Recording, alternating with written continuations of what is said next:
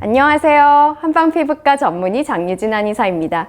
여드름이 있는 분이라면 이 여드름 너무 신경 쓰이고 거슬리고 짜고 싶은데 라는 유혹을 경험해 보신 분들 많으실 텐데요.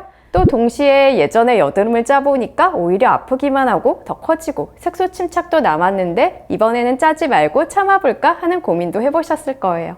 집에서 셀프로 짜도 되는 여드름과 그렇지 않은 여드름이 있는데요. 이번 영상에서는 집에서 압출해도 되는 여드름에 대해서 알아보고 흉터가 덜 생기게 하기 위해서 여드름 짜기 전과 후에 관리하는 방법을 알려드릴게요. 여드름은 비염증성 여드름과 염증성 여드름으로 나눌 수 있는데요. 하얗게 면포만 생성되고 아직 염증이 진행되지 않은 것을 비염증성 여드름, 면포성 여드름, 좁쌀 여드름이라고 해요. 이 좁쌀 여드름은 압출이 쉽지 않아서 집에서 잘못 압출하면 오히려 염증이 생길 수 있기 때문에 집에서 압출하는 것은 권하지 않아요. 좁쌀 여드름 단계에서는 압출보다는 여드름 부위를 손으로 만지지 말고 여드름 진정을 도와주는 제품을 사용하거나 피부에 수분을 충분히 공급해주는 것이 오히려 도움이 될 수 있어요. 염증성 여드름 중에서 집에서 짜도 되는 여드름이 있는데요. 노랗게 골마서 건드리기만 해도 곧 터질 것 같은 그런 상태의 여드름이에요.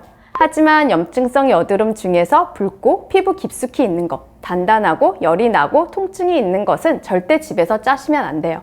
그럼 집에서 여드름을 짤 때 어떻게 하면 흉터를 덜 남길 수 있을까요?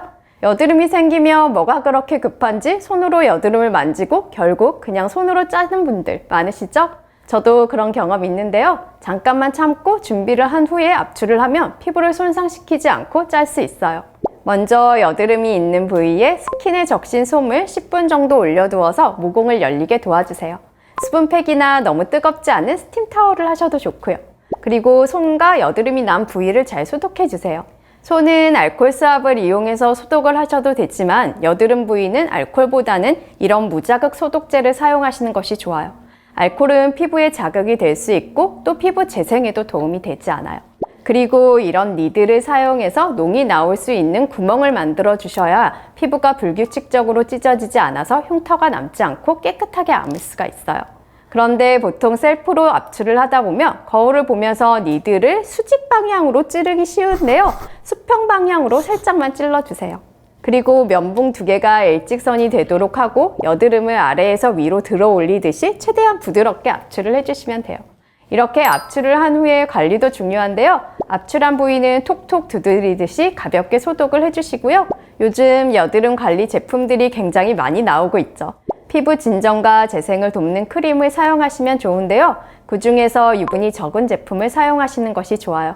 유분기가 많은 제품은 모공을 막아서 염증을 일으킬 수 있어요. 자외선 차단제를 사용해서 색소 침착이 되지 않도록 해주시는 것 또한 중요합니다. 그리고 상처난 피부에 화장을 하면 염증이 생길 수 있기 때문에 화장은 하지 않는 것이 좋고 밤에 잠자리에 들기 전에는 깨끗하게 세안해주세요. 여드름 압출 후 패치를 사용하는 것은 어떤지 궁금해하시는 분들이 있으신데요. 패치의 경우 장단점이 있기는 한데 패치를 사용하면 밀폐되어서 오히려 균이 자랄 수 있기 때문에 저는 권하진 않아요. 하지만 손으로 여드름 압출 부위를 자꾸 만지게 된다면 만지는 것보다는 패치를 사용하시는 것이 나아요. 그래서 가급적이면 집에서 여드름을 압출하실 때는 압출 후 외부 활동 없이 잠을 잘 수 있는 저녁 시간, 밤 시간대에 하시는 것이 좋습니다. 여드름 흉터는 한번 생기면 없애기가 정말 힘든데요. 조금만 더 신경 써서 흉터가 최대한 남지 않도록 여드름 관리하시면 좋을 것 같아요. 여드름 관리에 관해 궁금한 점 있으시면 아래 댓글로 남겨주세요.